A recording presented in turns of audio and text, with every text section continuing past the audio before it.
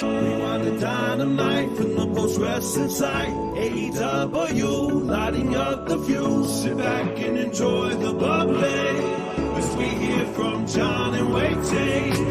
Where we're going, we don't need roads. And if the buck stops here, this thing might blow. Everything you hear are opinions of the show. And if you don't like it, go to the forums and let them know. Welcome to Rewind-A-Dynamite. It is John Pollock alongside Wai Ting. Hello, Wai. Hey, John. How you doing? I am looking forward to another wonderful night of chatter. How are you? I'm doing great. Sorry, I know you're frozen, aren't you? People who listen to this will have no idea, but I've just been dealing with like the worst video issues. So every time we start and it's always temporarily frozen. So anyway, hopefully this catches up and it'll all work out. And people who are listening, again, you won't be any the wiser. It just does something to me when I'm talking to you and it's just this frozen picture. It just somehow I take it personally. It's almost as though it's like that you're just so stoic and just interested in anything I have to say, even though it's out of your control. I know you're deeply attached to all my witty lines of conversation. Oh, if you could only see the reactions that I'm giving you, I'm just huge smile on my face. Very happy to be The images are like updating, so it's like now you're smiling. Oh no. At least you're here. You haven't fallen out yet, so that's good. I like that it's not me that's on this. I feel less pressure when it's you, not me. But we have lots to discuss tonight. We have Dynamite featuring open mic night at the beginning of the show and an unannounced main event from Pittsburgh. We will get into all of that. You are more than welcome to get in on the chat by sending in your super chats and feedback that we will get to at the end of the show. But Wai, we are going to start off with the news and Fightful reporting. I knew it. I knew Wai was just going to at one point just tap out completely. But we are going to be getting into all of the news. And the first story is coming by way of Fightful. And that is that the WWE has apparently reached a brand new deal with Twitch, and this will result in a three-way revenue split that is going to see talent cut into apparently a healthy percentage of this revenue, along with WWE and Twitch. And there will be essentially minimal restrictions beyond streaming with talent from other companies unless it is cleared in advance. Now, if you go back several years to 2020, that is when the edict came down that main roster talent would be unable to continue their Twitch streams. And this was a sore spot among many main roster performers. You have to remember, this is still during the pandemic, and it became a release for a lot of these talents to have that kind of interaction. But on top of it, these were extremely highly revenue generating outfits for the company to be able to be out there on Twitch and to be able to have that revenue. And when that was taken away, we got a glimpse into the kind of money that is out there for a lot of these talents and bringing about the debate among independent contractors and what WWE has a stake in when it comes to their performers that are able to go out and whether it is streaming using their character names, their real names. This was definitely a blow at the time. So I can only imagine how much this has been met with a positivity from those that are gamers that found Twitch to be a huge add-on to what they make every year. And to me, this is always, as we have seen, it is not as though in these last 3 years that we have seen WWE dive into Twitch. If you remember back in 2020, it was this idea of this grand plan that they had that this was all going to make sense. Well, it never really went that way. And now, lo and behold, some 2.5 years later, they are apparently allowing main roster talent to return to Twitch. And I think at this point, the bigger question is Wai going to be moving over to Twitch? Is he giving up on StreamYard? Is that the answer that we are going to be getting from Wai? Well, we'll see. Regardless of whether or not I'm allowed, I feel like I feel like I don't know how I feel. Maybe I'm better off not being not streaming at all. But I've been here this entire time, John, and that was a great summation of this story. And I'm surprised it took this long for them to, get this all through. I mean, clearly there's money to be made by everybody involved here.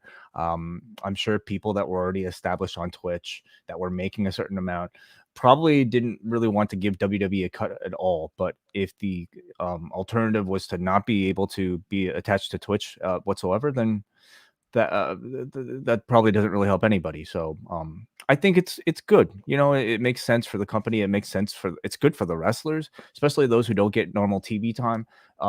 As we all know, I think being a professional wrestler these days isn't just about your in-ring product. It's not just about how good of a promo you are. It's how engaged can you make your audience outside of the hours the very limited hours that you get on television. And I think this will really help, especially a lot of the undercard wrestlers. Number one, I think will greatly improve the morale. And I would say overall, I think you have probably had over these last 9 or 10 months, a pretty stronger morale among your locker room. But nevertheless, this is a kind of deal where you're allowing your talent to do this. They are going to make more money on the side. And it's essentially it's nothing out of your, out of your wallet that you are seeing these talents being able to benefit from this. It is, certainly you can argue how much WWE would feel they are owed in all of this, but to me, it's a rather small amount in the grand scheme of things for WWE, and it's just a benefit to your locker room. I think this is a relatively easy choice to make, and one that I'm sure is going to be received very, very well from those it directly involves. Now, on that note, we will continue on, and John Wall Street, which is kind of an analysis outlet that looks at a lot of major companies, publicly traded companies. They had this lengthy story on the recent WWE and UFC merger, and including quotes from analyst Curry Baker, who is one of the analysts that you also hear on these earnings calls with Guggenheim Partners. And this is a very interesting piece to look at, just with some of the thoughts by Curry Baker and in the article itself. So Curry Baker, he is predicting that NBC Universal is going to retain the rights to WWE Raw, and that this comes directly from the article, that NBCU wants to retain the Raw rights this renewal cycle and are willing to pay up for them. They're possibly looking at SmackDown as well, said Baker. And for the WWE, they could have backed into a buyer's multiple that was somewhere between 8 and 10x, depending on what step up they are assuming or underwriting for this incoming renewal. He believes that for the domestic rights, which again, they are up at the end of September 2024, he is predicting NBCU keeps Raw, and on the UFC side of things, believes that Disney is going to retain the UFC rights because of the pay-per-view portion of that contract being so valuable. Where it gets interesting is what we have discussed many times with Brandon Thurston and others is SmackDown, and what is Fox's attachment to SmackDown when it comes to those rights. And the article notes here that WWE has indicated that there is interest from Google, Apple, and Amazon if Fox decides to punt on SmackDown. So at least getting that word out there through their, I guess, intel that, the big ones, the fangs, as they are called on the street, are looking at WWE programming. So could we see SmackDown on Google or Apple or Amazon? Obviously, those are going to be companies that we are focused on for all of these major rights that are coming due. And the big one being the NBA in 2 years, that you would have to think those Amazons and Googles and Apples are going to be making plays for the biggest rights that are out there outside of the NFL. And where does WWE fall into that strategy? For them, it's going to be the more interested parties you have, the better for their chances of upping their rights by a significant amount. Now, in assessing the merger, this is also included in the article. It states that there could be as much as $200 million worth of revenue synergies to be gained across international media rights, this being between the WWE and the UFC. And Curry Baker brings up that last year, WWE did about $40 million in sponsorship. UFC does $140 million in sponsorship. And noting the fact that if you watch a UFC event and a WWE event, save for maybe this past WrestleMania, you can see the obvious difference of how many logos you see plastered all over the octagon. And WWE, I mean, again, it's a clean canvas, and Nick Khan is ready to get his hands dirty and get whatever logos possible that they can fit on that mat. But that's a huge discrepancy way when you're looking at $100 million difference between WWE and UFC. And Nick Khan stating in that recent Lightshed interview, the idea that it's a more grittier product that UFC has, and they feel they can certainly, with Endeavor's help, bridge that gap between UFC. And I would think Endeavor, they are looking at WWE as something that, if not equaling UFC, can at least be much closer to that $140 million figure. And it's a huge growth area that WWE can explore. It makes sense, you know, when you just kind of lay out the numbers like that. It does go against maybe what we've accepted as wrestling fans as maybe conventional thinking in assuming that a professional wrestling product is not as likely to garner as high advertising rates as something like a UFC. Nick Khan's argument seems to be that,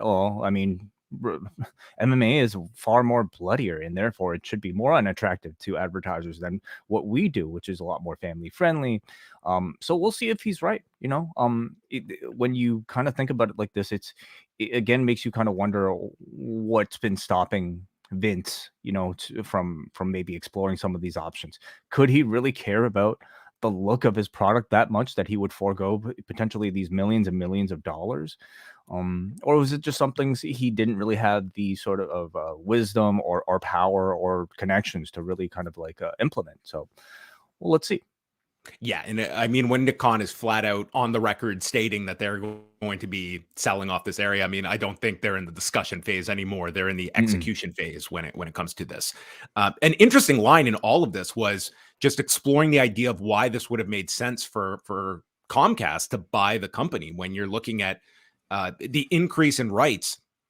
And it's just a line here that they included that it seems unlikely Comcast would have kept Vince McMahon around, which is interesting there, and can't be stunning either, but it also does give some insight into at least one of the companies and some potential friction there with Vince McMahon's attachment to all of this. And the big question that Wai wanted to know was, this one: look for the company to make the two deals coterminous over the next cycle and to reevaluate where the media ecosystem stands come 2030. Yeah, coterminous, not morbidity. What did you say? Co-formation? Co-something. Okay. Coterminous, word of the week here at Post Wrestling. Yeah. But Curry Baker throws out the idea of a big media player potentially coming in, and essentially you're looking at the potential of down the road bundling UFC and WWE together in some form or fashion, and by coterminous, meaning that these next set of deals would wrap up around the same time, earmarking 2030. But you know, if you read this John Wall Street piece, like they state, like if certain revenue figures are in place, like this could be a stock that could go well above $105. Like this could be something that in the long term is a big win for Endeavor. So this is a very interesting article just to go through, and from an analyst that knows WWE pretty deeply in Curry Baker as well. Can you explain something to me, John, like from your understanding? So would a common person be able to buy TKO stock, or is that something that belongs to WWE and Endeavor? It's the 49% of the company will be owned by like WWE shareholders, which from my understanding, the public. So can you still buy WWE stock next year once TKO is in operation? That's my understanding, yes. But can you buy TKO stock? TKO stock? See, I need like the exact. It's going to be trading under that letter, so I assume so. I would need more expertise on like the breakdown of this, because you have, 51% is owned by Endeavor, which is a public company, and then 49% is WWE shareholders, which will in theory become TKO shareholders. So my understanding is that like the average person can still like buy stock here. Right. So Endeavor would own 51% of TKO. WWE shareholders would be converted to TKO? Yes. Okay. Interesting. Yeah. Sorry. It's just a point of confusion for me. Why are you considering of like cashing in now and just going after majority control? No, I'm not at all. MJ from NJ, thank you. Thank you very much. He says you could buy WWE stock at some point that will convert to TKO. So I guess if you're a commoner, then that's when you would look to enter. All right, let's get into ratings from the last couple of nights. So Raw on Monday night did 1,815,000 viewers and a 0.58 in the demo. This was their first week against both NBA and NHL playoffs, with the playoffs kicking off. And Raw finished 4th on cable. They were only behind the NBA, and it was a much stronger first hour than last week. In fact, if you throw out the night after Mania, this was their highest performing first hour since February. But because of that higher first hour, they did have a big drop in the third hour, losing 19% of their viewers throughout the show. Big audience in women 18 to 49 this week. And again, this was going against 2 NBA games. The big takeaway from this is that if you look at exactly 1 year ago when they had the same, in fact, they actually had easier competition a year ago because they went against 2 NBA games and there weren't any NHL playoff games. But this year, and this is, remember, factoring in, there are fewer homes with cable when you're comparing to last year. But this year, they are up 10% in viewers. They were up 22% in 18 to 49 from the same week last year. And they were up 37% in 18 to 34. So these are numbers that in theory should be down because of less cable homes. On top of it, you had 2 NHL playoff games that you did not have to contend with last year. So I look at that, looking at the comparisons year to year, they held up extremely well. And I would state that this is only the first week. And as the playoffs go deeper, you're going to have, heavier competition. But at least for this week, I think it held up really, really well. And we're going to see if this hot streak that WWE is on can somewhat mitigate the usual loss we see in the spring when they're up against the playoffs until the middle of June. NXT on Tuesday night. Oh, also in Canada on OLN, they did 123,000 viewers, which is a much smaller network than Sportsnet 360, but is by far the highest that Raw has ever done on OLN. They nearly doubled what they did the last time on that network. So all those annoying crawls at the bottom of the screen for the last 2 weeks of programming drummed it into people's head because and again, in Canada, the NHL, a much bigger deal than the NHL playoffs in the US. The Leafs game last night on Tuesday did like 2.2 million viewers in Canada. Like that's a crazy number when we're talking about Raw doing like 400,000 viewers and it's like this like highest number in years. And dude, the Leafs are doing 2.2 million for game 1 of the first round of the playoffs. A number almost as crazy as the score of that particular game. Well, it was about that. I tuned into the game, and when the Lightning scored within about 13 seconds, like same old Leafs, always the reliable Leafs. 7-3, they lost. Yeah, that was the end score. So anyway, game 2 tomorrow night. NXT on Tuesday did 565,000 viewers and a 0.14 in the demo, up 7 and 8% respectively. This was 17th on cable. The big audience was women 18 to 49, their largest audience in that category since November the 15th of last year, while males were down in the demo this week, 10%. They were going against the Knicks and Cavs and the Hawks Celtics, but that game was only on NBA TV, so not a gigantic game, plus 2 NHL games. So for the 2.2 million that the Leafs drew in Canada, wait, guess what they did in the US on ESPN? 2.2 million. 715,000 on ESPN. So that's what the Leafs are. They're Canada's wonder here. In the US, they're like, what's the big deal? And we'd probably say the same thing. Anyway, so those were the numbers. I would say both of them held up well, but especially when you're looking at Raw year over year, I think that was a very good Raw number. And for NXT, I think the fact that they did not go down and they were actually up from last week with all of this basketball and NHL competition, for what was, not a very special NXT show. It's not like they had a whole, unless you're just a big Grayson Waller effect fan. We will see how Spring Breakin' does next week against further playoff competition. Bill Goldberg. He is a free agent, as it has been reported, and he appeared on 93.7 The Ticket and was giving some insight into what is in this man's mind as he is winding down his pro wrestling career. And we're going to hear from that interview and what's on Bill Goldberg's mind. What's next? I'll stop the rumor mill right now. The reason why these rumors are out there is because Vince McMahon and I had a handshake understanding that, you know, after the Roman Reigns match, I would have a proper retirement match. And, you know, that hasn't come to fruition through them. And so therefore, you know, nobody puts a stamp on my career. Nobody tells me when I'm done, period, end of story. And when somebody tells me that, you know, I kind of like to fight against it. I like to do things my own way, and I go out my own way. And I surely don't go out, you know, under Roman Reigns, you know, 3 weeks after I have COVID and agreed to a match. So if I go on a world tour and promote it myself, you know, that's a possibility. If I, you know, hey, I'm a businessman, and I'm fortunately, you know, in the position I firmly believe to where I can still make it happen. So, you know, at the end of the day, like I said, I do believe that my character deserves a proper send off. And, you know, until that happens, man, I don't believe I'm hanging them up, you know, so anything and everything is an option.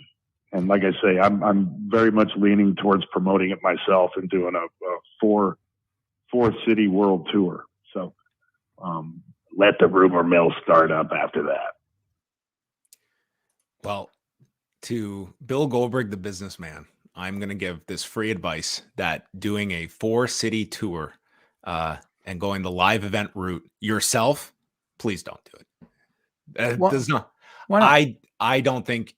First of all, if you're fronting all the money, like granted, maybe he's got some giant sponsors behind him.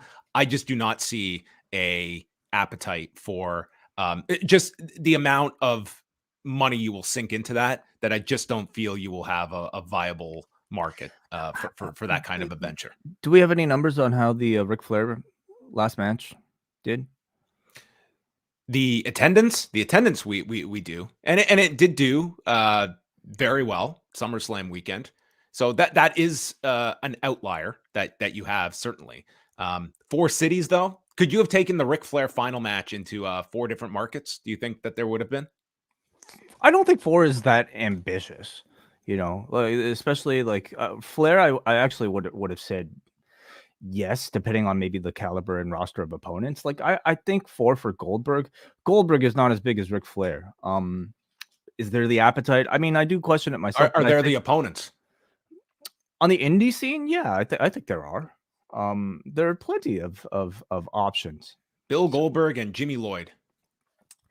Bill Goldberg and anybody, John, is like, you know, a pretty interesting, like, you know, Bill Goldberg and PCO, like you name it. It's like they're all weird matches that I kind of want to see. So I mean, whatever, like taking out of this clip, or you could just lower like whatever your expectation is. Like he is not going to get the WWE level of money with an AEW, but I think he's not getting Saudi money anywhere. Well, he's not getting Saudi money from WWE, I would think, at this point. I don't think they're spending a crazy amount right now. That's one of the more interesting aspects of this entire thing is like, clearly, like WWE has, and Vince especially has, you know, wanted to use Goldberg several times throughout the years. What's stopping them from re-upping that similar deal and just even giving him this one more match, which is what this guy seems to be wanting? Is it more of now? And that's what I would be angling for if I'm Goldberg, like doing an interview. This very much felt like what Hogan would do back in his time when it was coming WrestleMania time, and he would go out and he would talk about doing his own tour, his own thing. He got there kind of with the XWF, but it was always kind of playing, you know, one side against the other, and whether it was getting an offer from TNA or to get a better offer at WWE. Like to me, Goldberg, I would think like a WWE doing a retirement match, or AEW that wants a hook to do a Goldberg retirement match. I think that there would be value there, as opposed to this guy taking. Are you actually suggesting Hook, or are you just saying? Well, sure. Hook and Goldberg, yeah, that sounds awesome. Actually, no, it would have to be Gage against Hook. Yes, of course. We'd have to, work in the transition to Gage Goldberg at some point. But I mean, Tony Khan has explicitly said that he's been paying attention to Goldberg's free agency, and to me, this almost maybe it sounds like it's Goldberg trying to give himself some leverage by saying, if I don't go with you, Tony Khan, if you don't give me a great offer, I could do this myself. Obviously sending a similar message to WWE. But the fact that we're spending this much time talking about him suggests that there's at least plenty of interest in seeing a final Goldberg run. Yeah, I just think you would want to attach yourself where the money is guaranteed. Like, we're talking about an industry that is much less of a live event industry for a reason. And, you do bring up the Ric Flair one. That was a successful show. And Goldberg, you would want to at least replicate that. But I just think in the grand scheme of things, to do all of this where you're taking it on, you would have to be working with promotions companies like a touring company.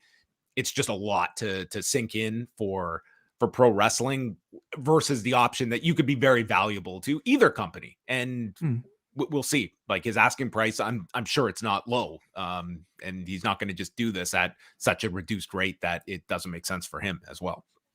Last thing to bring up is that this Sunday, it is the Stardom All-Star Grand Queendom pay-per-view. And we have a fantastic preview up on the site with Bruce Lord and Karen Peterson going match by match, previewing it. You can watch it right now on the YouTube channel and on the free Post Wrestling feed. And we're going to give you a sneak peek of that preview as they go over the main event, which pits Julia defending the World of Stardom Championship against Tom Nakano. So, John, you actually have to play this on your end. Oh dear. Yeah. Well, so that's what I was saying. Like, if you upload video clips, it has to be triggered by the person who uploads. So this is just apologies, everybody. But this was a great show. I really thought if you guys haven't had a chance to watch it yet, we specifically wanted to put this out there because this is, if you're going to be interested in Stardom and jumping on, this appears to be a great jumping on point. So if you can, do you have a chance to load up the video, John? It's not playing, so I don't know. Okay. All right. Well, trust us. What a disaster. Great clip. I'm sure it's wonderful. It's great, folks. Go listen to the show. That's what we're gonna do. We're gonna tease you and not deliver it. Okay, John. While you are you able to upload this into Brand? You see on the left hand side under video clips. No. All right. Okay. Hey, it's a great show, everybody. Bruce and Karen did a great job.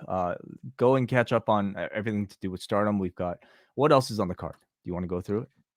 Well, the match that I think is going to have a lot of interest is Mercedes Moné and Mayu Iwatani, who are having their match for the IWGP Women's title. And I guess the question will be if Mercedes loses the title, what that means. If she wins the title, obviously that would mean she's doing at least one more date for Stardom / New Japan. Yeah. At this point, she could still lose the title and still do one more date, but maybe it's more attractive with her having the championship. So I guess we'll find out. But how would you assess the Mercedes experiment? It's been okay. I don't think they've really fully taken advantage of what is the goal? What was her goal? Okay, so you can argue they didn't really use her for Wrestle Kingdom. There was hype around her her appearance, but they never really kind of advertised it, right? So what did they use her for? Which they should have. Yeah, they should have. They used her for the LA show, right? The San Jose show. Which did sell out after, it was only but what, 3,000 people? Less than that. Less than 3,000. That's hardly, I would say, game changing, I would say, for New Japan Pro Wrestling. A lot of it is going to be this show, and if this match brings a whole lot of new pay-per-view buyers or down the road Stardom world, certainly I'm this was not Chris Jericho going to New Japan in terms of what this meant from the Stardom side of things. I think it has brought some attention to Stardom, but it hasn't felt to me like it has been an industry shaking move that has taken Stardom to these grand heights. But I also kind of want to reserve judgment to see what kind of level of interest this show on Sunday has. Like, so much has been geared towards this April 23rd show. You can make the argument that, like, is there a ceiling to how much you can really benefit from having a Mercedes Moné, Sasha Banks attached to what's still a pretty niche product like a Stardom is. Even New Japan, I would say, on a certain level is considered niche. How much did New Japan necessarily benefit from having a women's wrestling match on Sakura Genesis? And what becomes of the status of this championship in a post Mercedes company? Right. Like, is this going to be something that is like, has this been presented as a giant championship in New Japan? Like, you did have the closing scene with Okada and Mercedes in San Jose and trying to position them as equals, but time will tell. I mean, they didn't headline the show in San Jose with Mercedes. It's a championship that, like, we will see. Like, you can't just build it around one person. You have the talent, but are they going to, the next champion? How will that be in terms of the integration with New Japan? I will say, I think having, the three-way at Sakura Genesis, like, probably, especially for a Japanese audience, further expose your Stardom, parts of your Stardom roster to a New Japan audience. But man, that's only it's only 2 matches so far. So, like, if I was New Japan, like, I would definitely seek to extend this deal with Moné and then really try to just advertise the shit out of it. One of the big things I spoke to Karen about was just how it's really odd how they don't announce how you can order the Stardom pay-per-view until like the Thursday. That to me is really strange. But I don't know, maybe there's just a different pay-per-view system, I guess, there. You don't like the mystery of, like, how am I going to watch this show and having to wait until the end? No. Yeah. Well, that's coming up on Sunday, and you can go watch the whole preview. It's an hour-long discussion of all the matches at the Stardom pay-per-view, and then Bruce and Karen are back on Sunday with a review of the card, and that will be available exclusively to Post Wrestling Cafe members. And we are going to be coming back, myself and Wai, on Thursday with our big review of All Wheels Wrestling, the pilot, the one and done of TNA's offshoot, starring Schwag D and RPM. This All Wheels Wrestling idea was hatched in June of 2011. The Speed Channel took a look at this and they said, this is great. Great, guys. You want 10 episodes? We want no more episodes. Thanks, guys. We appreciate the effort. This was one of the weirder things I've come across in my professional wrestling fandom. If you thought we were onto something by talking about F1, having some F1 conversations on a professional wrestling podcast, well, this wrestling product is for you. All Wheels Wrestling. Did you ever think how motorsports and professional wrestling would be promoted and combined as one? Have you ever thought at night? Yeah. Have you ever thought about what NASCAR driver? I think he's a NASCAR driver, Kyle Petty. Kyle Petty. Sorry. What strategy he could possibly give to a professional wrestler so that he could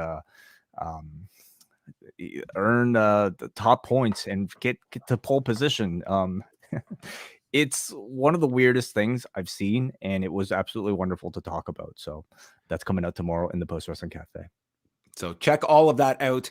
We will also be back Friday night with Rewind to SmackDown for Cafe members. We will be live at 10 p.m. Eastern time because it is just SmackDown this Friday night. No Rampage. And then coming up this weekend, the N.W.A. podcast is coming at you Saturday night with Chris Ely, Nate Milton, Andrew Thompson, and their special guest, Brian Mann, who is pumping up the satellite of hate, plugging it in, and he is going to join the three as they will break down the entire industry.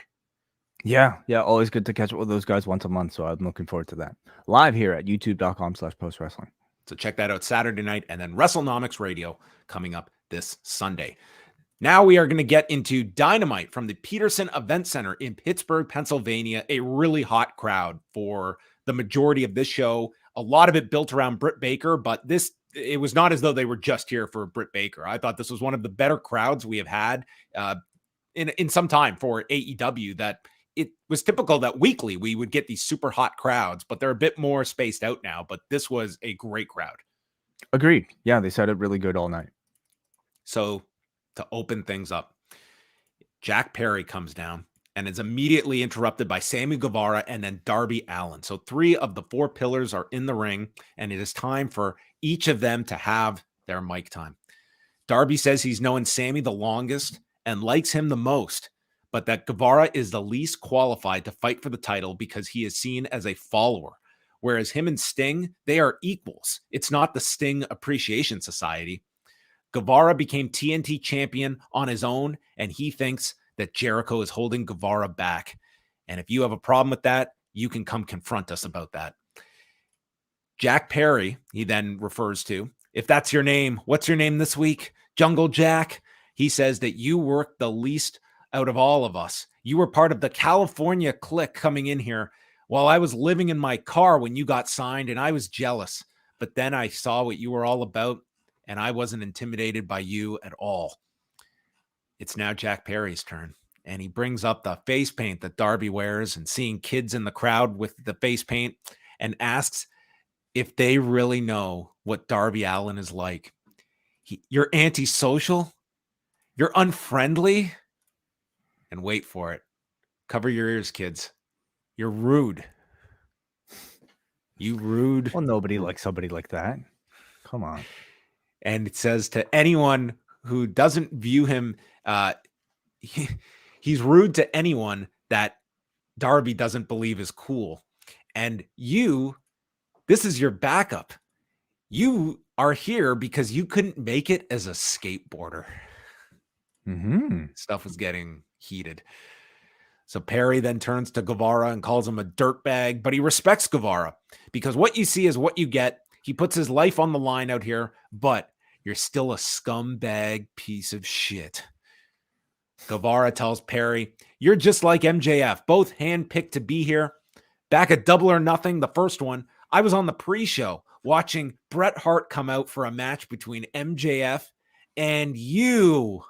How dare you be booked on a pay-per-view? And Darby wasn't on the last pay-per-view, but who was? You and MJF. To me, all I was getting from this is like, okay, Jungle Boy's like a bigger star. And this was the argument. Like, if you hadn't been booked on the last pay-per-view, you'd have cred with us. But because of your success on these pay-per-views, can't applaud you. He says, he goes on and says that Darby gave him hope here in this company because he kept losing and losing, but then he was the first pillar to win a title and break the glass ceiling that they want to put on us. But Guevara did it 3 times better, winning the TNT title those many times. And him and Darby, they try to outdo each other with their stunts.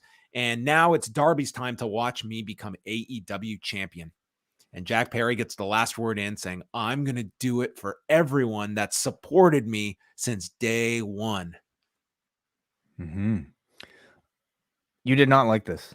I thought this went, look, I liked the idea of this in that these are 3 guys that they have been only getting extended microphone time of late.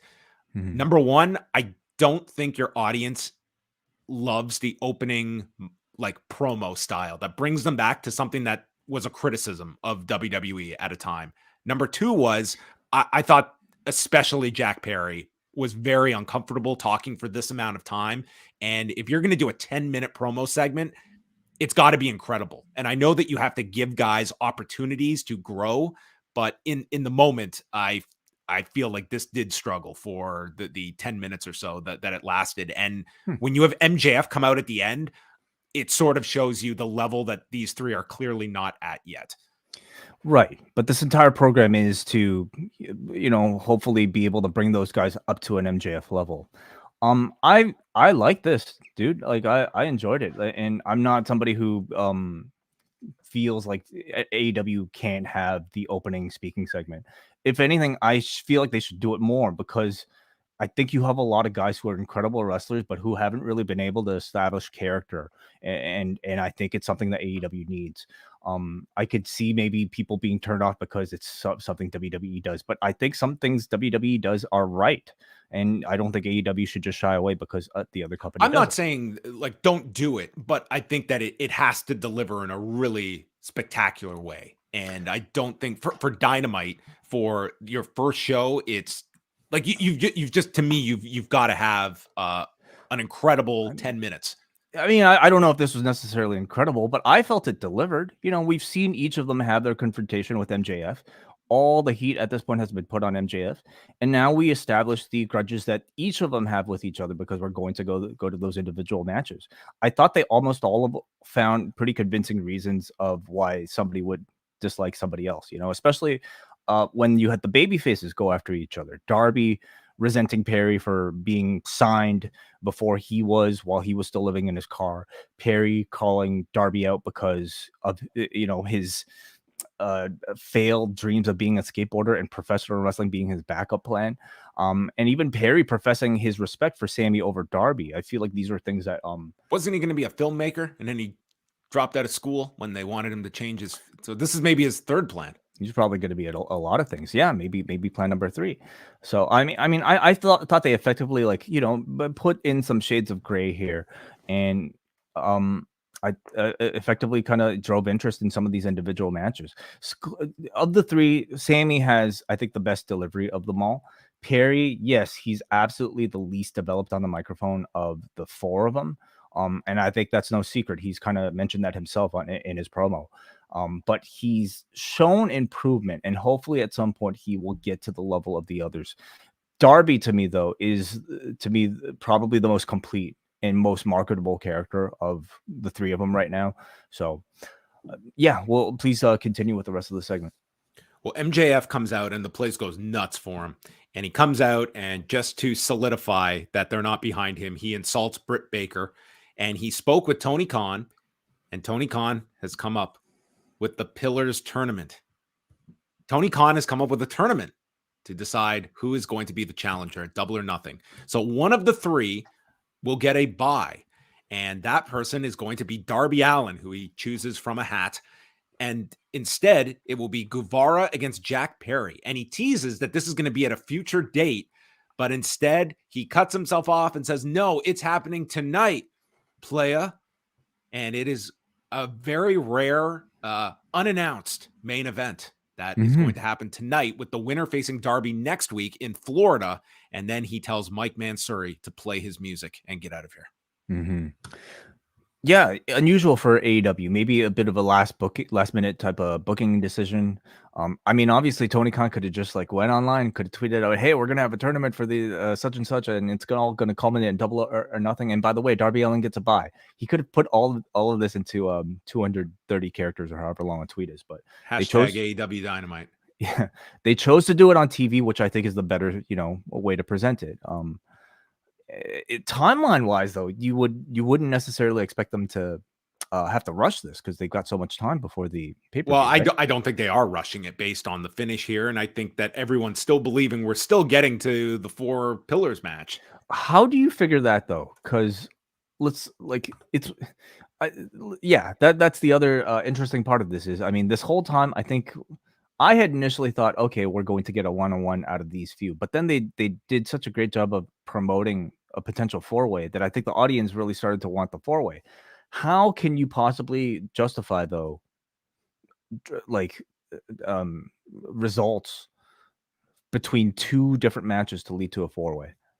Well, I think given the way Jack Perry loses the match tonight, that it can get overruled and that he never was pinned.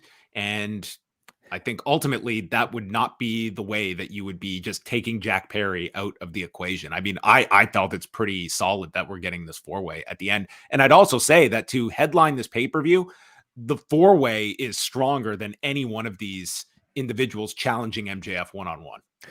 Yeah, at this point, I think I agree. So next week they're gonna have to do some sort of screwy finish as well, and then you're just gonna have like an Adam Pearce come out and be like, "Hey, change of plans. This tournament is meaningless." It does require your authority figure of some sort, and maybe that is Tony Khan.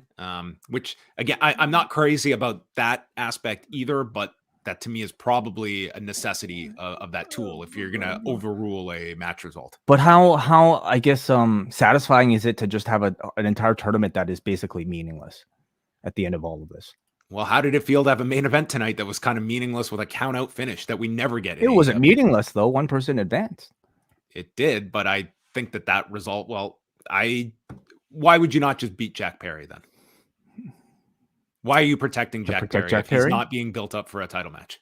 Because he's one of your pillars and you want something and you want to build a heel. I don't know. I don't have all the answers. I'm not even saying that this entire story is the best story, but I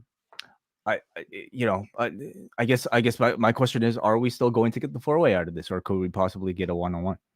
I'm saying the 4-way for sure. The idea of Guevara going to the pay-per-view and the drama is he going to lay down for MJF? Well, I don't think it'll be Sammy. I think it would be Darby, if anybody. Yeah. I mean, you can't discount it. I would still be going with the 4-way at the end of this. What do you guys think? Let us know in the comments below. Jamie Hayter and Britt Baker take on Ruby Soho and Toni Storm. Britt Baker comes out to a thunderous reaction. Her parents are in the front row, which Saraya is getting into their face and trying to tear the terrible towel out. Dude, Britt Baker's mom had the grip of Danny Hodge here on this towel. Did you see Saraya trying to rip it out? And she was not going to let go of this towel. Probably limited edition. You know, I mean, where do you think the lockjaw comes from? Yeah, huh? This was the deadlock that she had on this grip. So Saraya is getting involved, tripping up Hayter from the floor. And then Ruby stops Baker and hits an STO to her right in front of her parents. They're beating on Hayter. Soho then yanks Baker off the apron, and it's just building and building to Jamie Hayter making the tag to Baker, which happens after the break, and the place explodes when Baker comes in. There's a hip attack to Baker, and then a belt shot, followed by the Storm Zero for a big near fall as Baker kicks out. Then they attack Hayter's shoulder, running her into the steps, and a Panama Sunrise is hit to Soho for another big near fall. And then a curb stomp and the lockjaw by Baker submits Soho in 9 minutes and 36 seconds. They're helping Jamie Hayter to the back, and Baker goes after to assist Hayter to the back. But red hot crowd for this and built all around Baker. Really strong, feel-good hometown babyface victory. Great atmosphere. Great job by the Outcasts, I thought, in delivering their triple team offense, taunting the crowd, taunting the Baker family. And just overall, another great homecoming in Pittsburgh for Baker that made both her and Jamie Hayter look great. Renee interviews Wardlow, who is asked about facing Powerhouse Hobbs and how he's going to deal with QT Marshall, who cost Wardlow the title. Wardlow said that in the past, he had a horseman in his corner, and he has reached out to another horseman to be in his corner. And Arn Anderson walks in, and everyone goes nuts. And he says that those guys breaking into your car, taking your passport, that's kid stuff. Do you want to take this to another level and wake some people up with stuff that the horsemen used to do? He says, Tully taught you checkers. Well, tonight we're going to play some chess. Ooh. And Arn, tremendous promo. God, like you hear this and you wonder, like, well, where has Arn Anderson been for like the past year? You know, however long he's been off of like a main program. He sounded great here. You know, this was like dialogue straight, like that sounded like it was out of a movie. I like the pairing a lot. You know, Wardlow clearly needs somebody to help him amplify his presence. He needs a bit of a refresher, a bit of a reboot of whatever he's got going on. And I think Arn is a perfect choice. You have the Tully connection, of course, but I mean, Arn Anderson, I think, is a much better fit, even because, especially as a babyface, you know, you have Arn who's not being utilized at all, who could just, I mean, one of the best talkers in the company, I'm sure, if he could be utilized. The pairing with Cody, I think, was not like, it was kind of a waste of Arn, but Wardlow is a guy who needs a mouthpiece, and so I'm hoping we see plenty of Arn and his Glock in the weeks to come. Yes, we would get a Glock appearance later. The Elite come out. Kenny says these have been some of the hardest weeks due to the BCC, and he's got these images burned in his brain of the screwdriver in the top turnbuckle that he wished he could have plunged into Jon Moxley's face. And they call out the BCC. They want to squash the beef. And Bryan Danielson appears on the screen and explains how do you guys get interview time and have nothing to say? I'll tell you, you're amateurs. And this is all a ploy to distract the Elite as the BCC jump them from behind, and we have a big brawl all around the ring, including Matt Jackson with his partially torn biceps, delivering the Northern Lights to Yuta in succession on the floor. We've got a bulldog choke by Moxley, and then Omega jerseys Moxley. Yuta then takes the chair to Matt's injured arm, attacking it. Nick is trying to save him, and Castagnoli hits him with a gut-wrench bomb, and then a Death Rider to Omega is hit. Danielson then comes out, calls them amateurs, except for Omega, who he thought would be a professional. And Don Callis makes his return, coming out with a chair. He spots the BCC, turns around, runs to the back. And Danielson says that Omega had more potential than anyone, but doesn't live up to it, and therefore needs to be gone. He pulls out the screwdriver, and the best catchphrase in pro wrestling at the moment, "This house needs to be fixed," as he holds up the screwdriver and is about to do a renovation on Kenny Omega's face when Callis brings out Konosuke Takeshita to save Omega, clears the ring, hits a blue thunder bomb to Yuta, and the Elite stand tall after this lengthy segment. Well, I thought this was a great segment. Finally paid off the Takeshita Callis program, creating, I think, a really wonderful scenario to justify Takeshita's inclusion now into the Elite and presumably either Blood and Guts or Anarchy in the Arena. The way Callis seemed to play it off by the end still kind of left his allegiances very much in doubt, like he was still up to something with all of this. And at this point, maybe you kind of wonder what that is. Is he simply wanting to remove Kenny from the Elite so that he could pair him with the Takeshita? Is there still a turn yet to come with Callis turning on Kenny? Don't know. So that mystery is still there. And I think this BCC Elite feud is heating up really nicely because this beatdown was nice and violent, so it's definitely getting me in the mood for some of those matches. I'm really enjoying Danielson in this role.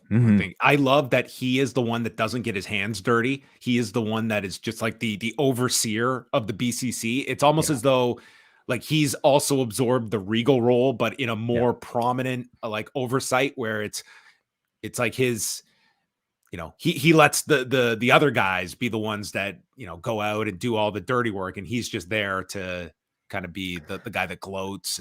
And he's the best guy in the faction for that role. I mean, Mox is a great promo, but I think Mox might be even more effective just being like this sort of like silent killer who's just like, like a Rottweiler, the owner sets on the trespassers on the lawn.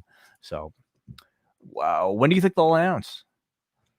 What are we getting first? Anarchy in the Arena or Blood and Guts? What comes first? I think we're going to get Anarchy in the Arena for this one. I think this one is double or nothing. And whether you come back with the Blood and Guts or that's reserved for another program, I think that just the way this one was set up where it's all over the arena and such. And I think that you want to end this too in a real, like someone's taking that screwdriver at the end of this. Like Jesus, a screwdriver in the skull or in the someone's chest. getting it. A screwdriver plunged in their face. So and what probably we should be Danielson. So we got 5 people now on the Elite side, right? Including Paige. Oh, Matt might be out, I guess. Depending on. I mean, Jesus, he was doing a lot more than I would have been. Like, he's got a partial tear, and I'm watching this. I'm like, does this guy have a wish for a full tear? He took a cat. He was you'd have put him in a cattle mutilation. Yeah, crazy. Anyway, so what? So does BCC need somebody else now if Takeshita is part of the Elite? Well, yeah, if you're adding Hangman onto the Elite side, they would need an extra recruit of some sort, which you could find someone in there. Kota Ibushi. Oh. Well, he was Bloodsport alumni. Maybe Moxley recruited him at a couple of weeks ago. He's had a secret deal going on. Powerhouse Hobbs against Wardlow for the TNT Championship. I love this. At the beginning, they show a clip from March 31st, 2021 of QT Marshall decking Arn Anderson, which was the start of the factory being formed. And all of a sudden, we have a story, a 2-year story that has not been referenced since probably April the 6th of 2021. And we're going to pay it off tonight. I wonder, like, if they have somebody in the back who's just like, hey, we have these 2 people involved in the segment tonight. What can you dig up from their history that you can, we could use? That person might be Tony, actually. He's probably the one checking on the records and everything. And then as Hobbs is walking to the ring in the inset, they show highlights of every one of his title defenses as well. And I like that aspect too, like just putting more emphasis on past matches as well. So they get started here, and it's just a big man brawl. They're fighting into the crowd. They go through a break where Hobbs takes over, but Wardlow comes back with a swan dive off the top. They have a clothesline battle, and Wardlow gets him down and hits a bunch of Germans. Harley Cameron gets onto the apron, and she's trying to distract. Arn gets up, and then behind the ref's back, it's a QT cutter onto Wardlow, followed by a spine buster, but Wardlow kicks out. And QT is pissed. He argues with the ref. So Arn enters and the place comes unglued. And he reaches into his jacket and pulls out the invisible Glock onto QT. And this place goes wild. QT is frightened. He backs up the stage where all of a sudden Penta appears, super kicks QT, who rolls back into the ring and takes a DDT from Arn. And again, the place goes wild. Wardlow hits a powerbomb, second powerbomb, and then a third, pinning Hobbs in 9 minutes and 12 seconds. And I would say a semi-surprising title change, but the way that Arn got involved, I was like, man, you cannot have Hobbs skirt away with the title after you've done all of this. So, I mean, this is the title that bounces around at the highest frequency, and it's back on Wardlow, who is now all of a sudden a 3-time TNT champion. Yeah. Well, isn't Sammy now? Didn't he say he was a 3-time as well? They're both 3-time champions. Wow, I'm surprised you have so many 3-time champions. Prior to the match, I don't know if I would have expected Wardlow to win the championship again, but having Wardlow attached with Arn Anderson, I think completely refreshes him. And I certainly see more upside with Wardlow and Arn Anderson together than unfortunately Hobbs with QT Marshall and QTV. I mean, I was really excited about the Hobbs run, but I think this QTV thing has been not great. The fact that he's just pretty much like had all of his defenses on Rampage, I don't think has given him maybe like the biggest spotlight. But hey, like maybe hopefully they don't lose sight of him and that he moves on to something bigger outside of Kiev TV. But I don't know if that's the case. He's probably Penta, I guess, maybe right now with Hobbs potentially. So match I thought was just okay. You know, a lot of heavyweight brawling, but really accentuated by a really nice crowd reaction to Wardlow, who they explained had a long independent wrestling history with Pittsburgh.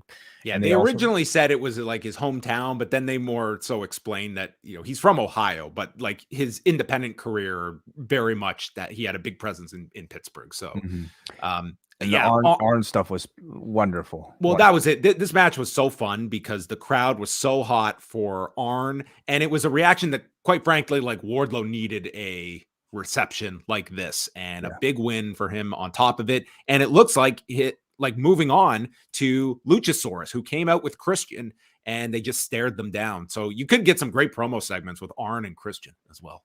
All right, let's see. Renee is with Sammy Guevara. Renee did about 1,000 interviews on this show, and MJF walks in.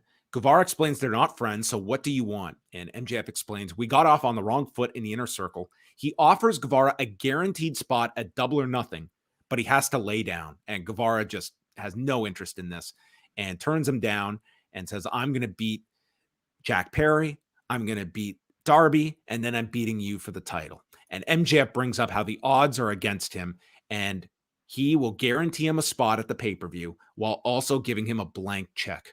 So Sammy Guevara writes down his price, and MJF is blown away by whatever he wrote on it, but they agree, and they don't just shake on it. They hug on it, and therefore they have an alliance. Yes. So he's going to pay him to lose at the pay-per-view, and he's going to help him get to the finals. So, I mean, it's a move that firmly puts Sammy back into the heel side of things after, maybe glimpses of like a babyface side of Sammy Guevara, even to the point where you might feel a bit of sympathy for him for things that he said. But this firmly plants him back on the heel side. I don't like any sort of like paying off or contracts, like types of things in my professional wrestling. For me, it just turns it all into. I thought you loved contract drama. I think it just all makes it a bit much of a cartoon and takes away from what I think, especially on the AEW main event scene, should be more so presented as like a realistic sporting type of I don't know, product. But it gives you a storyline, gives you a clear babyface and a heel to cheer for in these upcoming matches. Yeah, we're not at the culmination of this story yet to set up the pay-per-view, but I've really been enjoying the way they built them up, the way they've just been winning their matches. Their segments have been strong. Mm-hmm. Tonight was a big detour for me on this. It just felt so counter to what they have been building. But again, you also have 6 weeks to go, and I guess the idea to play this out over a couple of weeks before you get to whatever the destination is going to be. Komander against Jay White, who's got Juice Robinson in his corner. Bullet Club Gold represented here in Pittsburgh. And Sean Spears is sitting in the crowd and giving scores as the moves are hit. So we are right back to 2015 NXT. Well, it's something, you know. It literally is something. Yeah. Hey, man, if it gets him on TV, like the man hasn't been on TV in a very long time. So, well, Komander was out here just doing a million things. He did this springboard with a Greco-Roman knuckle lock, spinning off the rope, does multiple jumps into a Rana, and this crowd is just insane here, getting behind him. Then we see a moonsault. Komander lands on his feet on the floor and gets dumped onto the edge. And during the break, White is delivering chops, and Spears holds up a 4, then a 6. And Komander then super kicks him to the floor and does the rope walk into the twisting dive. Spears gives that a 10.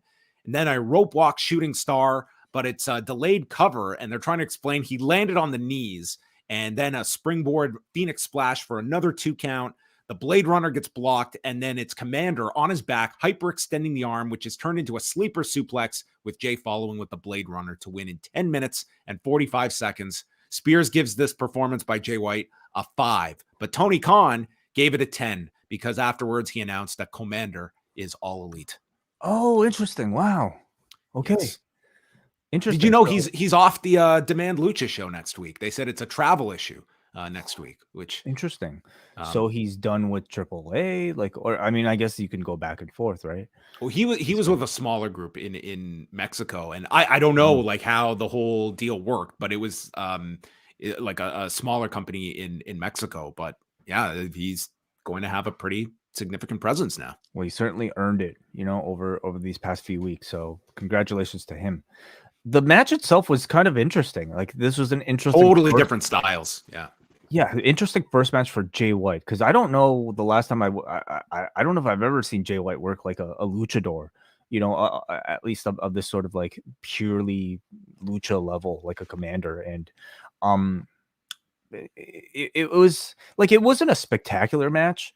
Like it was from Komander's offense, but I think Jay White is like the most anti sort of like spectacular wrestler ever, and I don't mean that as a, you know, insult. Like I think he's great because he's very grounded, and I think his style is a lot more like psychological, and not necessarily as like immediately fan friendly as, you know, like a Komander would be. So the result was like, I think, a more realistic lucha style, but you know, coming out of the match, I can't really say like this was what about you, John? I'm curious, what did you think of the match? Was it one that by the end you would recommend? I thought it was a great showcase of Komander. I thought that Jay White, he came out, and I think this Bullet Club Gold story or this gimmick is just, I just think it's such an albatross to be Bullet Club related at this point. But man, Jay White came out, he had a lot of presence about him, and I thought he really stood out here as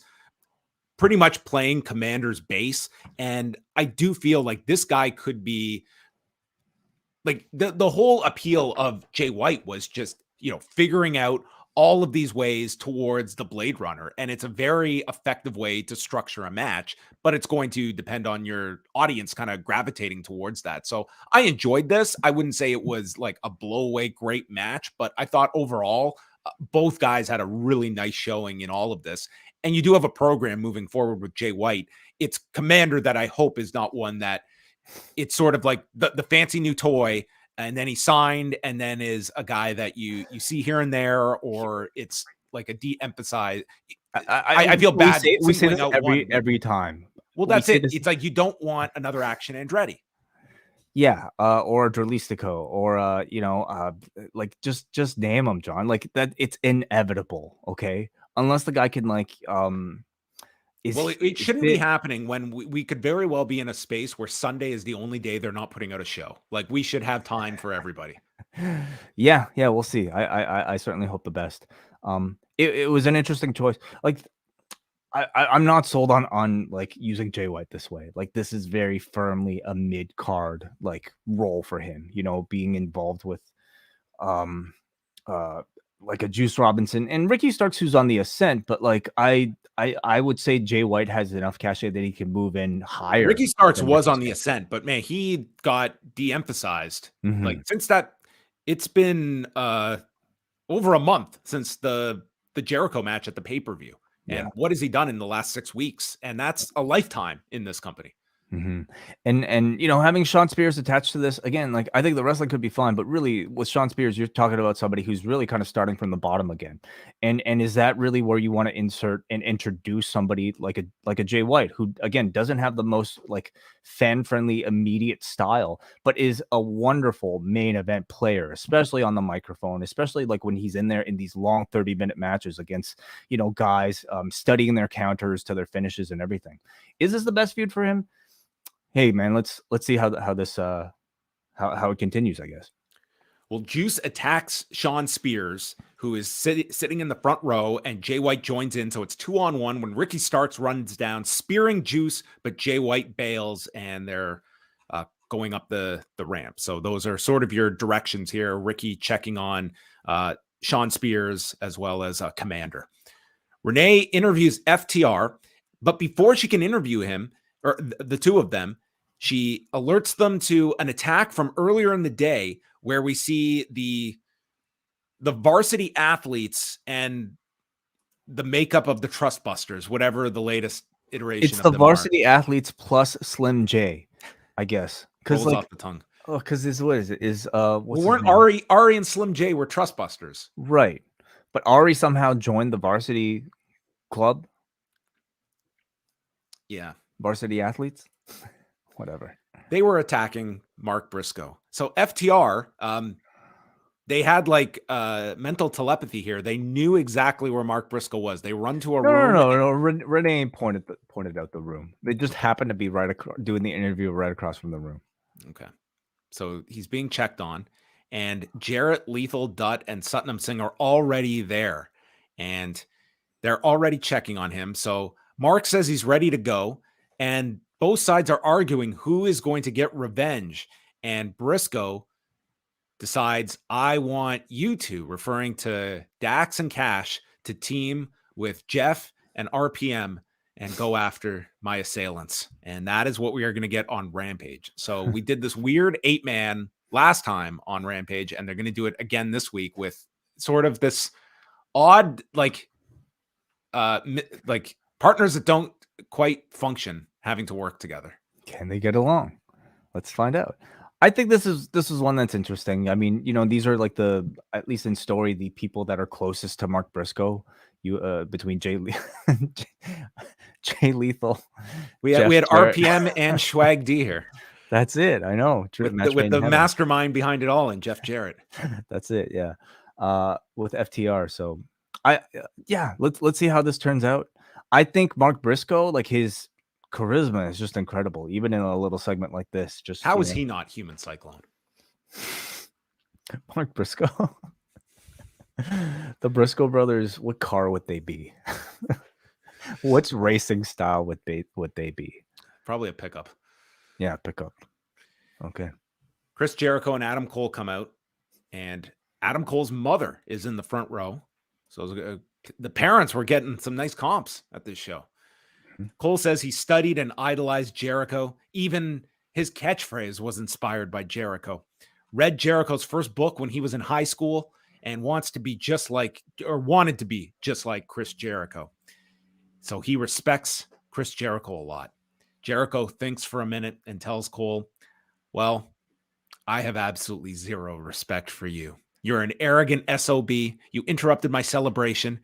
Cole comes back and calls him a jagoff. And the crowd starts chanting this.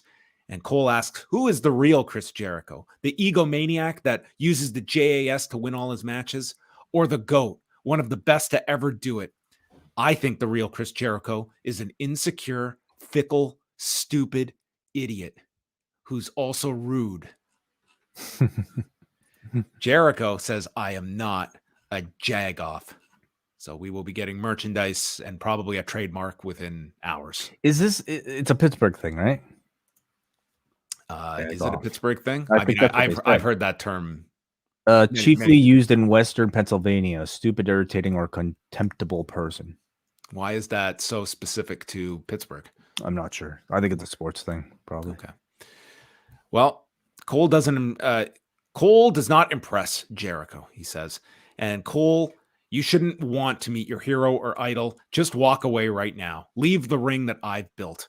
And they end up getting into a brawl. Cole's got the advantage when Daniel Garcia runs in. They're double teaming Cole when Britt Baker runs down, yanking Jericho off of Cole, and she slaps him.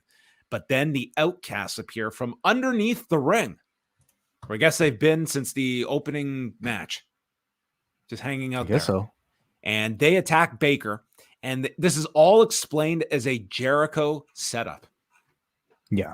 Told them to hide underneath the ring, I guess. Can you imagine this? Okay, let's say you were in the opening match and I came to you and said, hey, I'm going to insult someone that you're feuding with. And I'm so positive that that person's girlfriend is going to run down and try to save him. And just trust me. So stay under the ring for like an hour because I know this is going to happen. Here's a deck of cards. Like, man, a lot of things have to fall in place for this to happen. That's kind of true, yeah. Like what if Britt Baker ever came to Adam Cole's aid in any other instance over this last 2 years? Yeah, I don't think so. But tonight was the night Jericho was ready for. What if Keith Lee showed up here? What were the Outcasts going to do? Then they'd be like, whoa, we weren't ready for this. This is Adam Cole's best friend, Keith Lee. I would have been much more worried about Keith Lee. Huh. So Baker gets attacked by the Outcasts, and they handcuffed Adam Cole to the bottom rope, and Garcia hands off a kendo stick to Jericho. Cole dares him, hit me with the kendo stick, but instead Jericho hands it off to Saraya, who starts beating Britt Baker with the stick. And we've got Cole yelling, Britt! And Baker's yelling, Austin! And they're screaming and screaming. Austin. And then yeah, because this was real. Yeah, this was real. This wasn't. She actually said Austin. She yelled Austin. God. Oh my God. Okay. All right. And great. Cole's, I'm so sorry. I apologize. And the whole crowd starts chanting, "Piece of shit, piece of shit." And this was our big hometown beatdown. Mm-hmm. What did you think of this segment, Way? It's very dramatic. I didn't really like it, John. I think the Tommy Dreamer, handcuff type of thing is kind of cliche at this point. So if you're going to do it, it better be pretty damn good. I think outside of the swerve where instead of, Jericho attacking Cole, it became the Outcast attacking Britt. I thought that was well done. But man, outside of it, I didn't think it was nearly as well executed as like some of the other instances we've seen of this sort of angle in the past. Predominantly Sammy and the Bloodline with Kevin Owens. That was not that long ago when they did it. And I thought in comparison, the blocking and the pacing of this one could have been a whole lot better. The director missed the most significant moment here where Jericho handed the kendo stick to Saraya. That to me was like, one of the key sort of moments here. That's the whole plan clicking of this is this is the old the mafia code that we don't come for you, we come for your loved ones. Sure. Yeah. I thought at times the mics were unfortunately a little too hot in moments, so you could hear Jericho tell Austin, hit me, hit me, hit me. I also thought the trash talking between Cole and Jericho also felt a little bit generic to me without any real basis of rivalry. We had Cole establish that he has tremendous respect for Jericho, but nothing really from Jericho to suggest that he would actually have this level of hatred for an Adam Cole beyond you came out and checked on Keith Lee. Like, what? How am I supposed to, son of a bitch? Like, what am I supposed to take from that? Why am I supposed to believe that you dislike this person that much because he checked on Keith Lee, right? And for that level of like pretty cold trash talk to just suddenly escalate to blows felt very much to me like they were just fighting each other because this was like a wrestling show. I thought the Outcast and Baker benefited greatly from like having this sort of like high profile. I like the mini alliance that you had, and it totally made sense. Like they have common enemies and a goal here. I did it during the actual attack part. I thought Jericho played it really well, and you can't deny that this crowd, I mean, they ate this up. I mean, it was the most desired reaction, but I thought like some of the acting, like it was a little like it was a lot over the top from like Cole. Yeah. I don't think he's a very good babyface. Like at least he's still working on it. And that's part of the reason why I felt like it was so cliche. It's like, oh, we're gonna have the boyfriend, be really concerned, and he's going to have to act like he's really concerned, and just to suddenly like get into that mode. I just was not convinced. And let me know if you guys felt differently. Yeah, I think, especially on All Access, I think this guy is an incredibly likable individual. I think it's just tough when you put him in a role like this. But we'll see. Like what I do think that this is one that we still have a long time until the pay-per-view, but I would kind of like to have it more fleshed out. Like this is, Brock attacking Cody, and we're still waiting to piece that reasoning together. Right. The Firm deletion is coming up, but Matt is not going to reveal the date. You've got to keep your phone charged to find out when it's happening. I hope it's just a tweet that it's happening in an hour on YouTube. And Jeff Hardy is going to address the AEW audience on Rampage this Saturday night.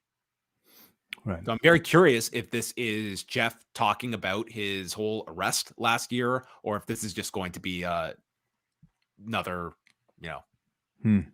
basic. I don't know.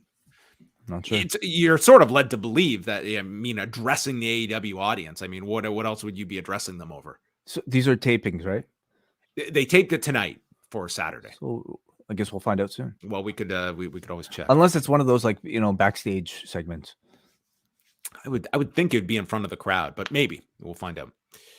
Cole is helping Baker to the back, and then it's Jake Hager, Matt Menard, and Angelo Parker against the Acclaimed and Billy Gunn.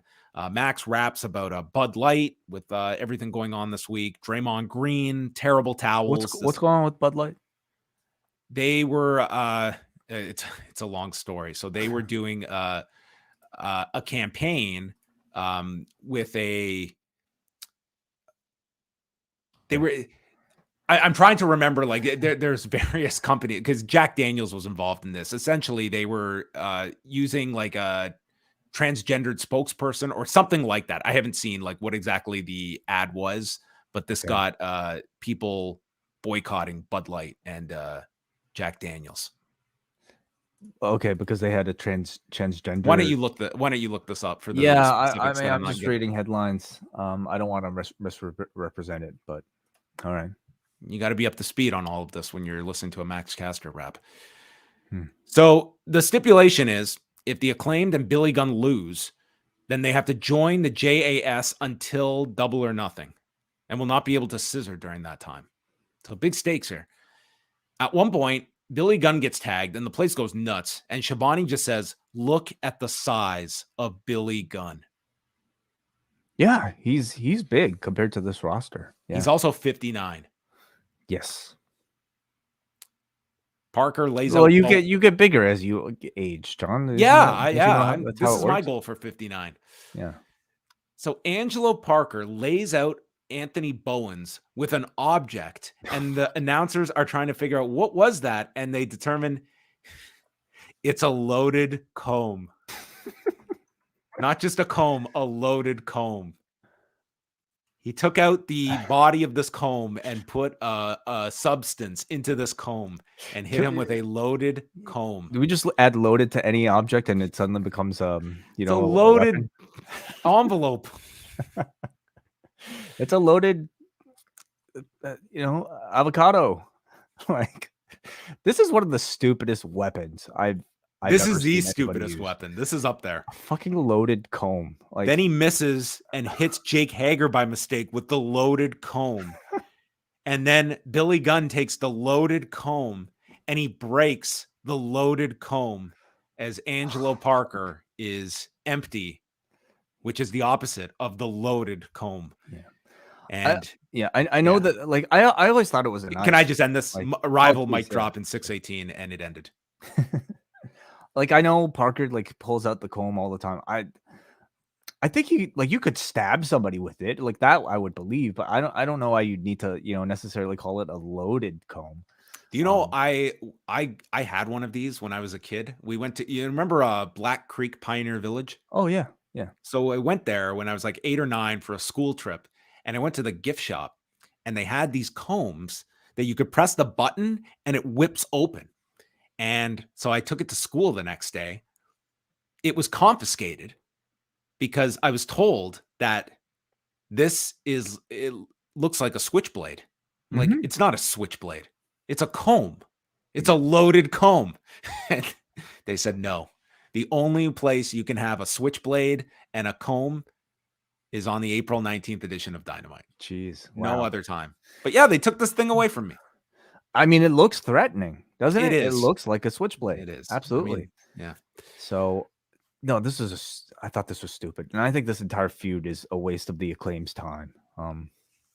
Just dumb stipulations, and it's sort of their thing. It's like the part of the show that everyone wants to have, and it's just finding ways to work them in. What do you mean? Like what? Just the rap and just the whole, like, the scissoring? People want to see scissoring, yes. That's what I'm saying. Yeah. Like, I think that the Acclaimed are a huge part of the AEW live experience that everyone wants, and it's just finding ways to put them on the show. I just wish, like, there were meaningful feuds, and meaningful rivalries and serious rivalries that we could start putting the Acclaimed in. And this just wasn't really working for me, and I thought the weapon was the dumbest thing ever. Saturday's Rampage. It has Vikingo against Dralistico, FTR, Jeff Jarrett, and RPM against Josh Woods, Tony Nese, Ari Daivari, and Slim J. Kiera Hogan against Julia Hart. So after all these years, we are finally getting the singles match. It's Hogan versus Hart. Wow, huge. John Moxley against Christopher Daniels. Jade Cargill will speak, and the Hardys will speak with Hook and Cassidy. A lot of speaking. As is usually the case. Do you know one of the segments tonight was FTR speaks? Yes, and they ended up not speaking. Well, because they got caught up with Mark Briscoe. I mean, words did come out of their mouth. Technically, yeah. We did hear from them. Yeah. And next Wednesday, it will be Darby Allin against the winner of the main event, and they're doing Jade Cargill and Taya Valkyrie for the TBS title. Could be a big month for the husband and wife after John Hennigan won his boxing debut this past weekend. Yeah, huge. Was it content something? I don't know. Content, like content creators boxing? Too, something like that. It was just a bunch of influencers and content creators and John Hennigan having fights. Sammy Guevara and Jack Perry is the main event. They did some insane stuff in this match. So they're battling on the edge of the apron. MJF is watching in the back. Darby is in the rafters. There is a one-man Spanish fly by Sammy Guevara off the apron to the floor. They fight in the crowd during the break, and then Jungle Boy hits an apron bomb, and then a Canadian Destroyer off the top to Sammy Guevara. Then Guevara lifts up Perry and rotates him, and he drops him straight down. This was like a shoot brainbuster. And Perry just comes straight down. And Taz is freaking out. He doesn't know how Jack Perry is moving after this. This looks scary as hell. It did, yeah, pretty high angle. But I mean, one of those that probably looked worse than hopefully it felt, because he wrestled like normal completely after. He tries for the GTH. It's countered into a Poison Rana. Guevara hits his own Poison Rana, and the crowd is applauding both men as they're down. Guevara gets to the rope out of the snare trap, and then there's a leaping drop kick by Guevara to Jungle Boy, who is on the turnbuckle, and Jack Perry leaps off the turnbuckle, crashes to the timekeeper's table, and pretty much just like lands near the edge of it. So this doesn't break, but this looked like the nastiest fall as he landed on this thing. And the count starts. Guevara is trying to get the count out victory. And then as he's getting up there, Jack Perry is starting to get to his feet, and Guevara grabs the referee. And with the referee's back turned, MJF appears and nails Perry with the Dynamite diamond ring. And Jack Perry is counted out in 11 minutes and 39 seconds. The show ends with MJF and Guevara celebrating together. Darby Allin shakes his head, and it is Sammy Guevara against Darby Allin next Wednesday. Very physically impressive match. When they announced that this was like the first meeting between these two, I was really surprised. But I think, as you know, high flying and as flashy as you would expect out of these two, I will say, like, the bar is set so high right now for this style of match that man, like, if this took place in the first year of AEW, I wondered if like it would be more remembered. But as it exists, I don't know if it'll really be all that remembered beyond this week. But it was a very good match.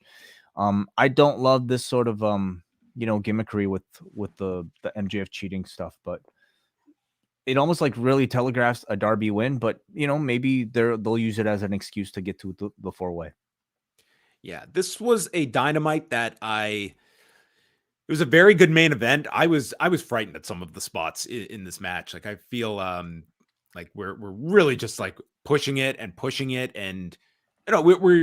we're just days removed from hearing, Will Ospreay, who was this guy that was in this spot. And here's a guy at 29 that's already starting to feel like the impact of those establishing years of his career. But it's, these guys are all gearing up for what is pretty much the biggest push of their careers at this point in AEW. And this is sort of the standard now of a main event. The show for me it certainly did not click as a whole. I felt like there was a lot of angle stuff that I wasn't so much into in the show, but it was an incredible crowd that was a highlight. They brought up a lot of the stuff, the Arn stuff with Wardlow. I think that worked really well, and I wouldn't have necessarily thought of those two as a pairing that would work, but I look forward to them exploring that as well with Wardlow, that he has been missing something, and hopefully that something is an Arn Anderson having a mouthpiece, because those two can work very well together. Agreed. Yeah, I thought that was a real plus for me, seeing that pairing. I also really liked the way that they introduced Takeshita into this BCC versus Elite feud, which continues to feel very serious and very strong. So that is probably the hottest program, I will say, going into Double or Nothing, above the main event, where like, I'm curious to see where it ends up. Again, they've been teasing 4-way, and it might actually whittle down to a 1-on-1 match. Or maybe not. Let's see. I didn't love a lot of the, stuff that they were doing with paying each other off and all that stuff, but we'll see how it plays out. I did not like the Cole Jericho face-to-face a whole lot either, but it got a great reaction live, so maybe that's all that matters. All right. We turn the show over to you with your feedback and thoughts. If you want to get in a super chat, you're welcome to do so before we get out of here. And let's go to Tim from Los Angeles. Tonight's Dynamite had a hot crowd. I personally dislike the idea of another tournament, even if it's with the Pillars. I would much rather see a 4-way between them. Jungle Boy, Darby, and Sammy have all proven to be worthy of a title shot, with the crowd being most behind Darby. I can definitely see him holding the championship within the next 2 years. Having Jungle Boy getting screwed in his match with Sammy could mean that Darby gets screwed next week, and then we get the announcement that MJF will be defending the championship against all 3 Pillars after the match next week or the following. I definitely feel like Callis and Takeshita are going to turn on the Elite and possibly end up with the BCC. I feel like a Spears-Jay White feud could be red hot. Komander had another great showing, especially with someone in Jay White whose style is completely different from his. And Komander's, it was a smart idea to have the J.A.S. and Outcast join forces, but makes you wonder where Keith Lee and Jamie Hayter were during the beatdown. I don't know. Maybe they'll explain it. Maybe he wasn't there. Maybe Keith Lee and Jamie Hayter were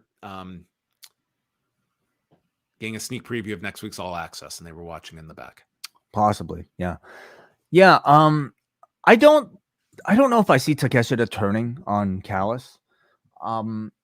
Sorry. I don't know if I see Takeshita turning on the Elite. I could see Takeshita turning on Callis, and somehow Callis, being sort of the guy manipulating everybody, but ultimately ending with nobody coming out of this.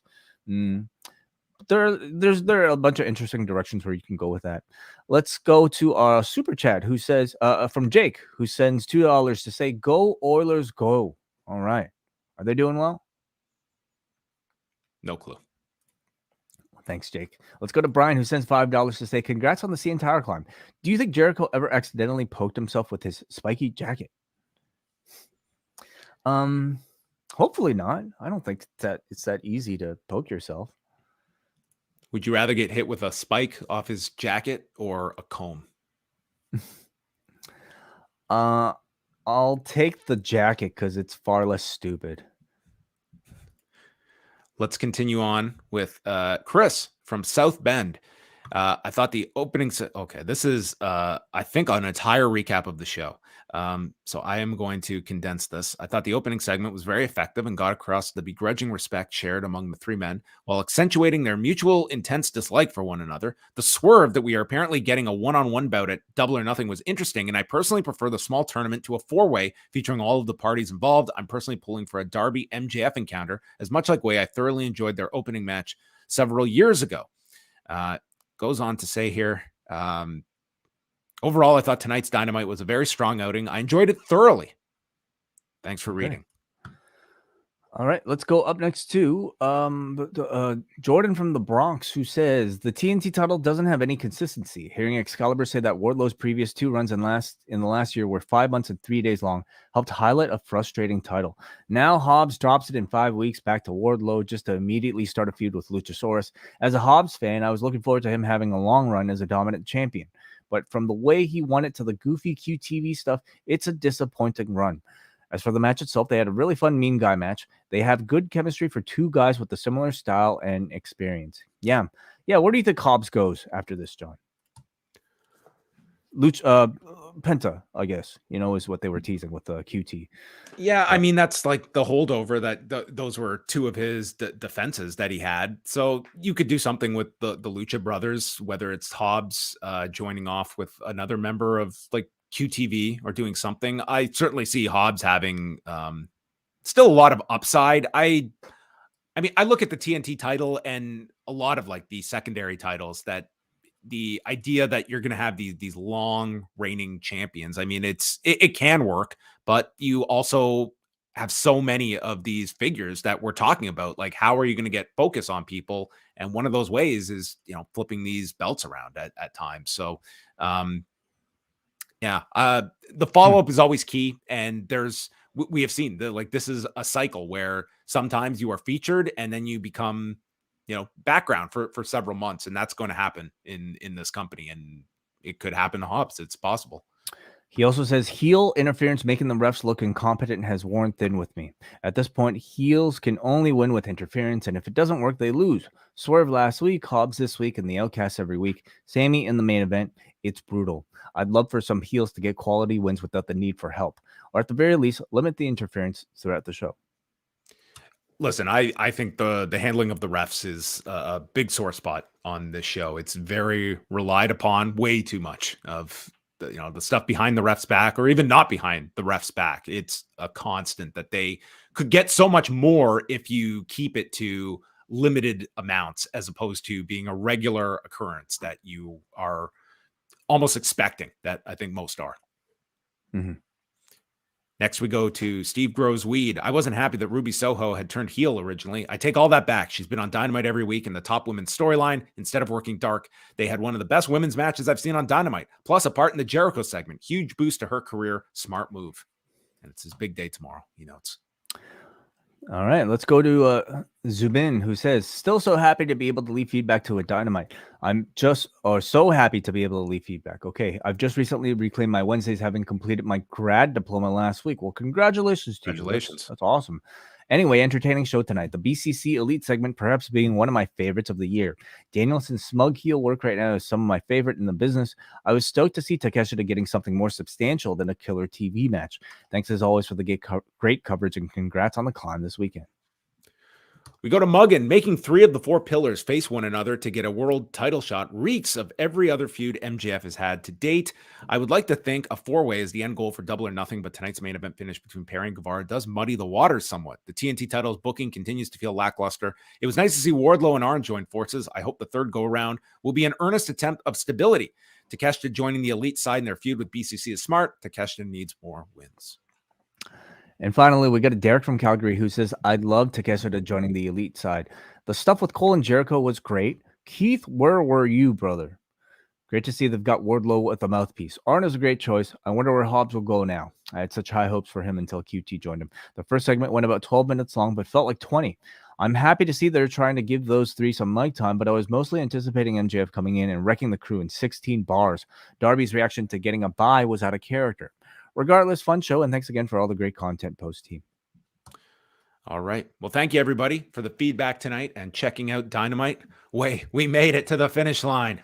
Oh, yeah, so many technical issues. Apologies if you're watching on video. Hopefully, in audio wasn't too much of a hiccup. And thank you, John, especially for holding down the ship as steering the ship or whatever you call it so well.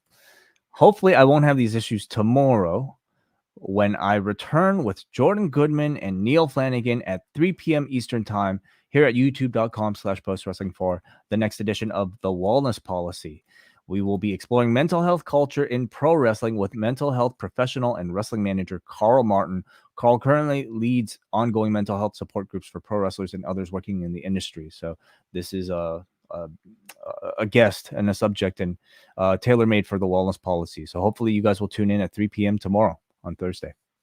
And also on Thursday, on the Post Wrestling Cafe, Rewind-A-Wai, number 129, going through the pilot for All Wheels Wrestling. So 3 cafe shows coming up between that show, Rewind to SmackDown, and then Karen and Bruce on Sunday after the Stardom pay-per-view. So that's going to wrap it up for us. Tune into The Wellness Policy on Thursday, and that is it. Now my video is done.